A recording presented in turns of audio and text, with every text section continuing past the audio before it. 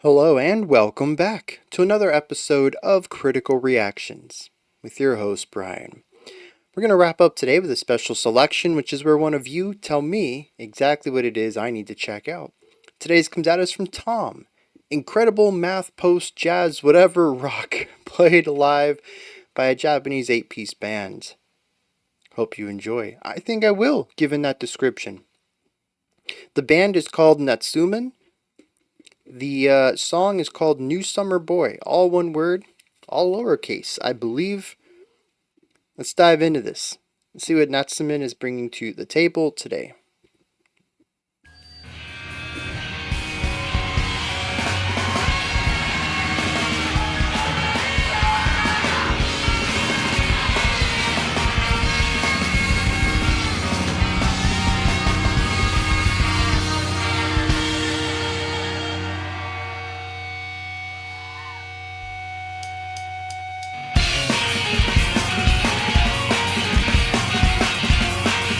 Okay.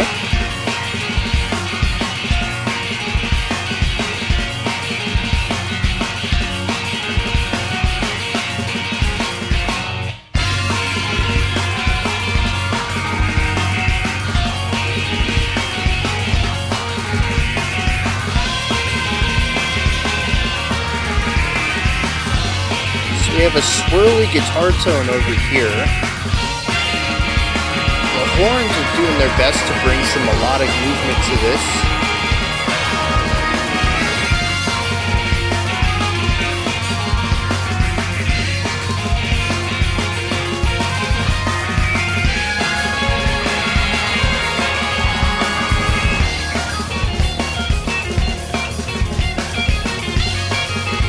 We're working with a 12-beat phrase, but I think we're in groups of 4. Oh no.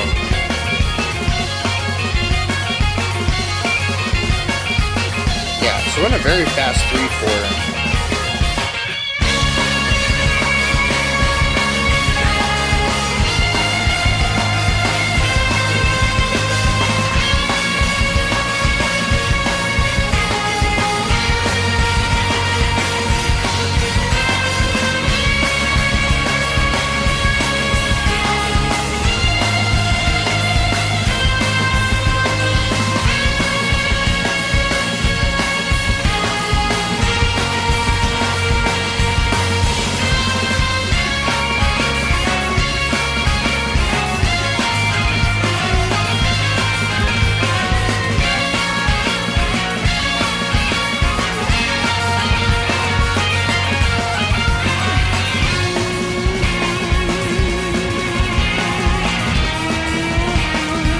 The drummer, it's so tough to catch the time signature from them.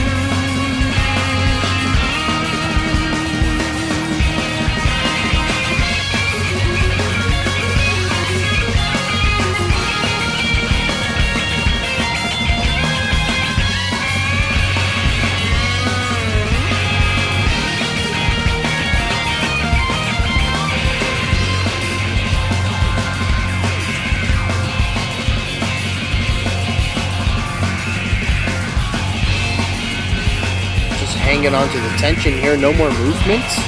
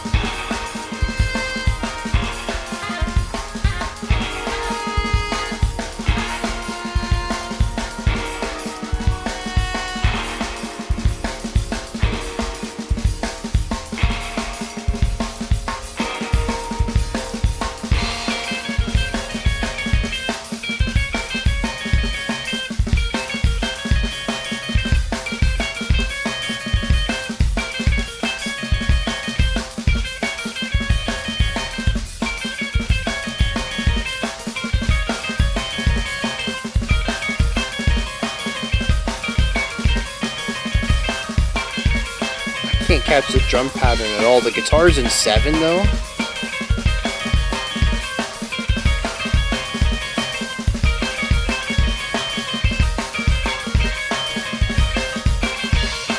Okay, the left guitar is in 7, the right guitar is not. We have a polymetric thing going on here.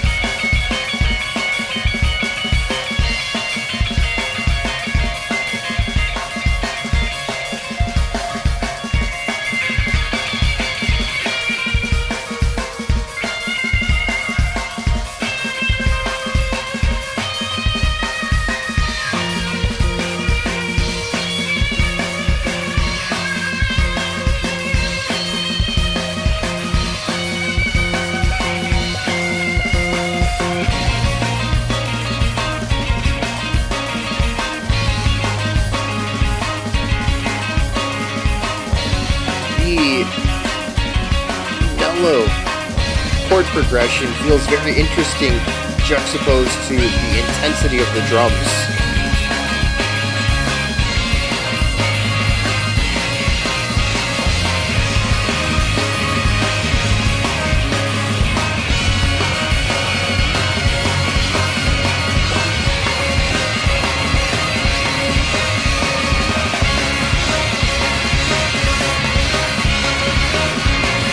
The horns are on a pedal tone too, a moving rhythm, but a pedal tone nonetheless for the chord progression to stand against.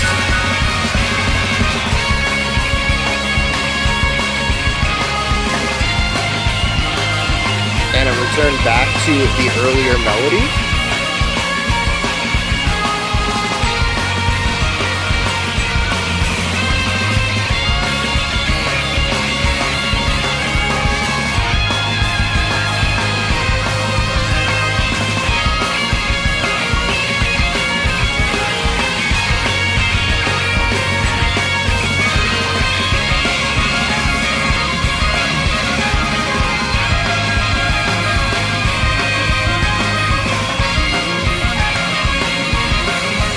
What's that lower instrument over there?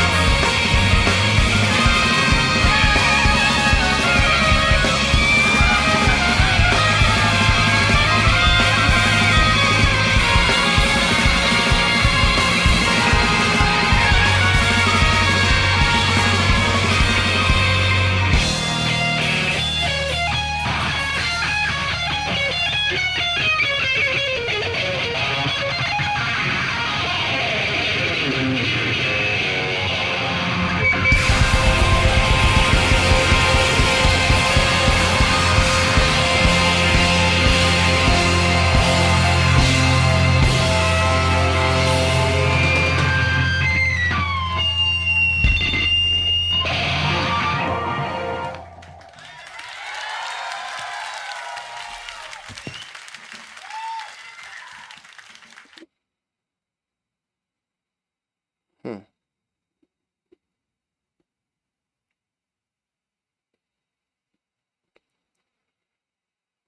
Before we get into anything, I just want to point out something interesting. This 2006 album is called Never Wear Out Your Summer. It seems that their 2005 EP was called Kill Your Winter. I don't know what that's all about, but I'm definitely intrigued by it. This is madness.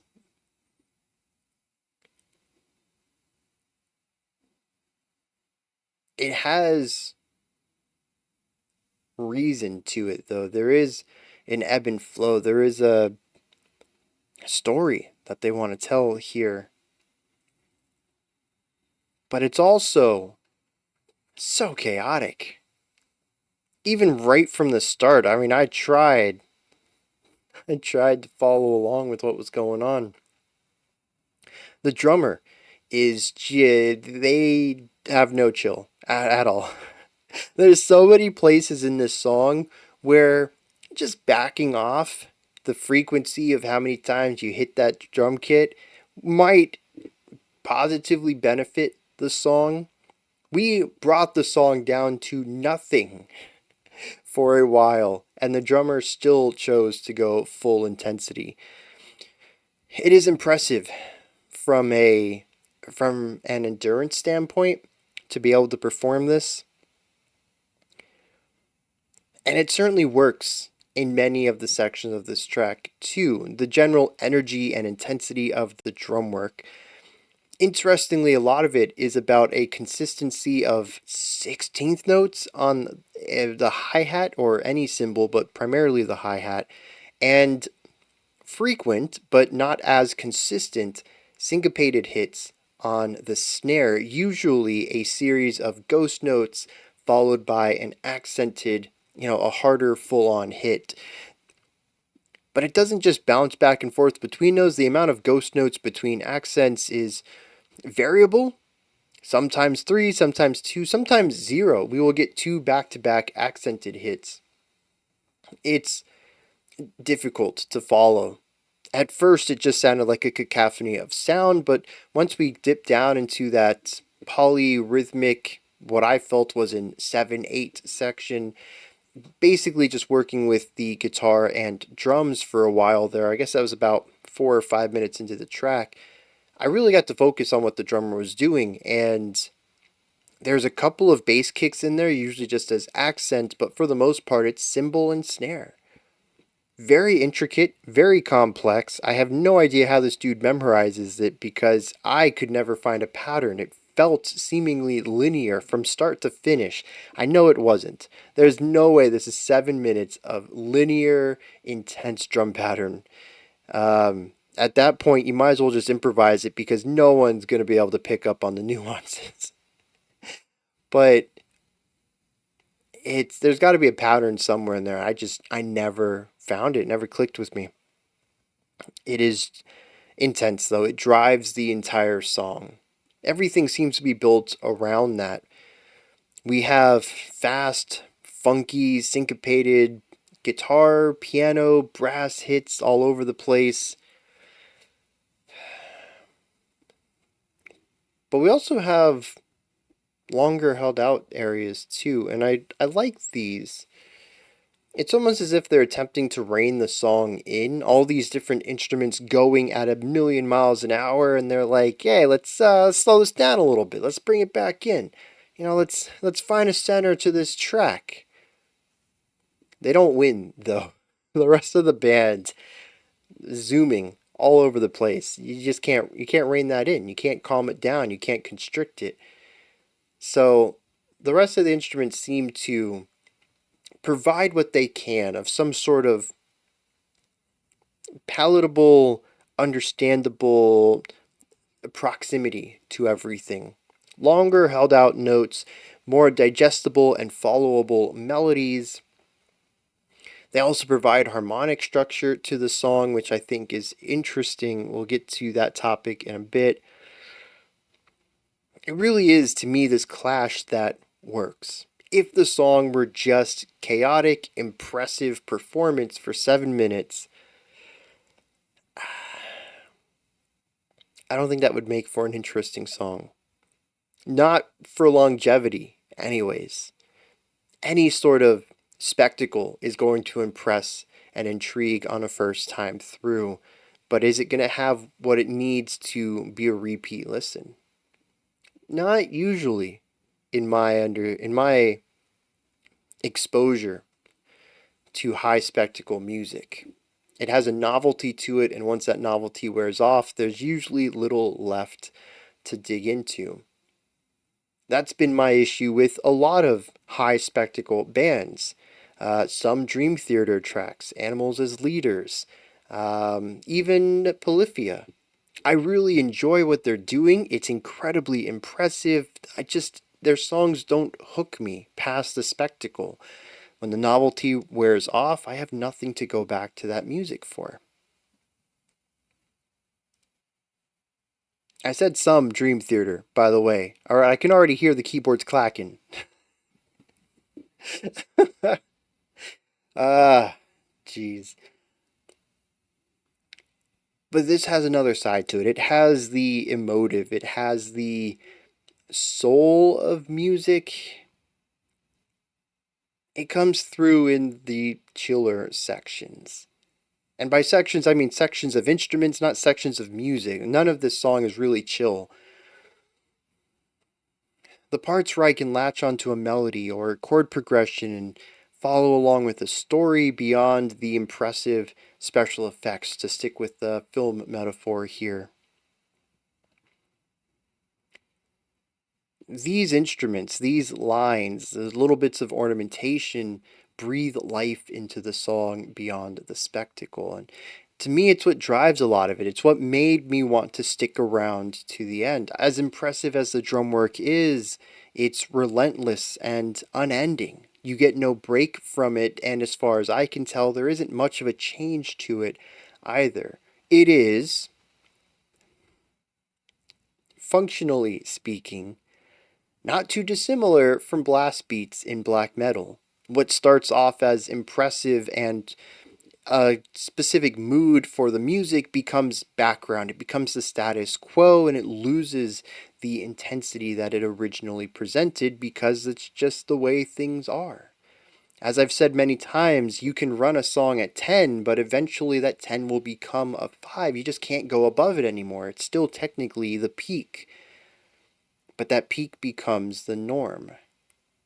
And contrast becomes difficult at that point. You have to come down from it if you want that to retain its intensity. And as intense as the drums start off with, they sort of just become background noise in the music. And this is why I think it needs other stuff to help drive the song forward. And a lot of that comes from the emotive writing, coming from the chord progressions, coming from the melodies. The brass come in at the beginning of the song and they play a phrase and they duck out. They play another phrase and they duck out. And you can feel this sort of breathing, the sound and then the silence, and then the sound and then the silence. It's that humanity to the song that elevates it.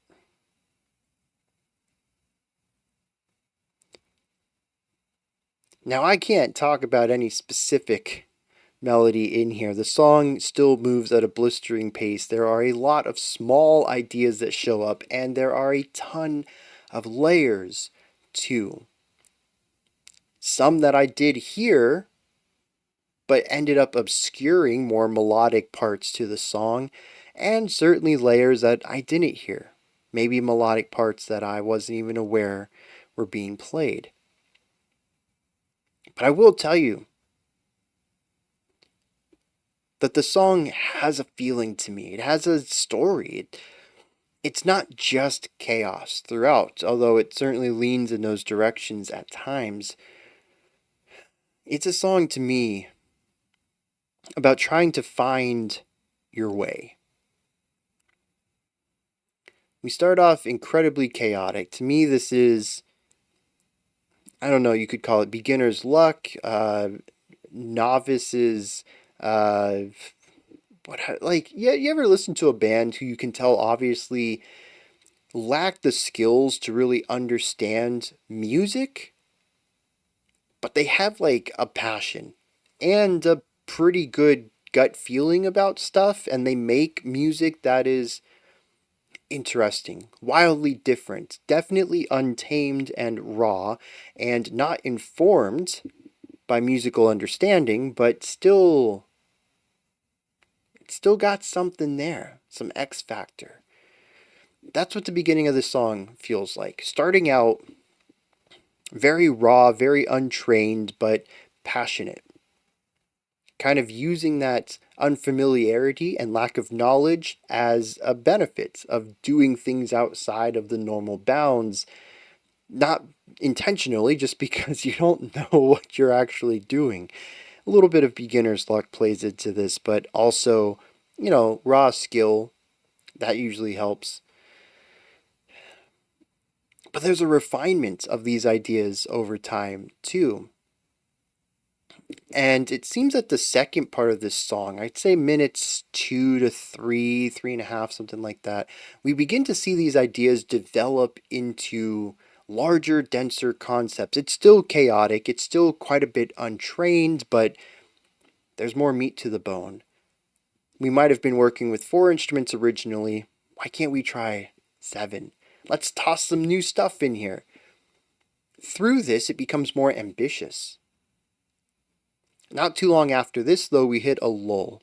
There is a point, and anyone who has climbed up enough as far as knowledge and skill in a specific um, set of information can tell you there's a point when you definitely know more or can do more than the average person, but you're also quite knowledgeable and realize just how much more there is to learn or how much more skill there is to gain in your craft.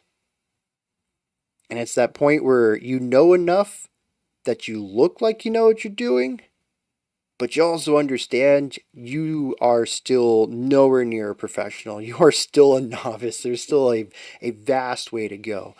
And it's always sort of bittersweet hitting that point when you have just enough knowledge to know that you have no knowledge at all. And and kind of the fun and games of it, kind of they leave. You know that this is where the hard work starts to get put in. That you can't just go based off of your instincts anymore. You've got to know how to do this.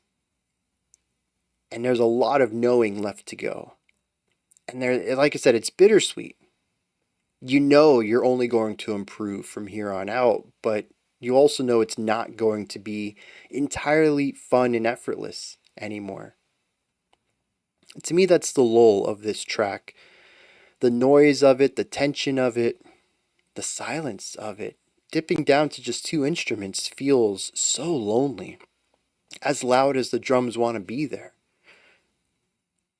But through this, we rise up and hit a finale to the song that, to me, is more ambitious than anything we had done prior. It's not just noisy, there's not just a lot of layers and a lot of sounds, but there's also harmonic instability that I think generally works. Now, granted, it did give me stank face. I'm not a big fan of some of those highly dissonant tones they ended up landing on, but there's harmonic experimentation going on there that wasn't earlier. The ways that the instruments are playing aren't just a bunch of disparate ideas stacked on top of each other like at the beginning, but they inform each other. We bring back the theme, which is something that the less experienced form of this song would never have done.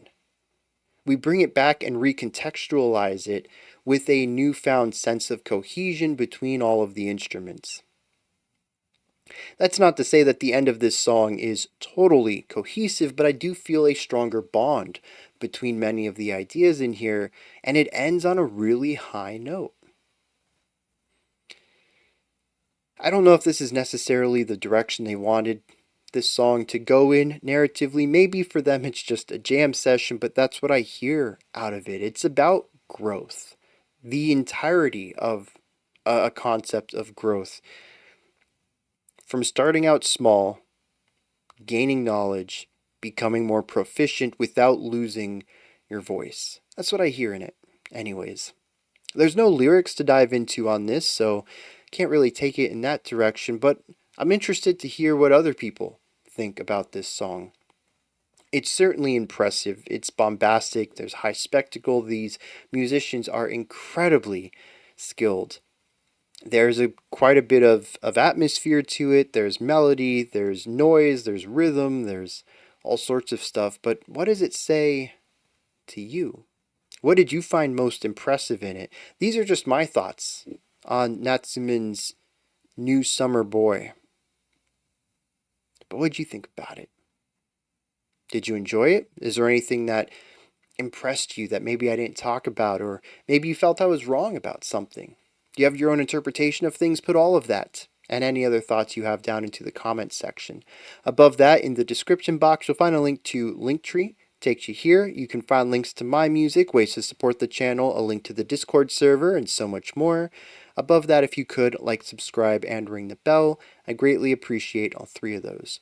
That wraps it up for today, but I'll be back tomorrow, 5 p.m. Eastern Standard Time, 9 p.m. UTC as usual. Until next time, remember to be critical, not cynical, of the music you listen to, and have a fantastic morning, afternoon, or evening, whenever you choose to watch my videos.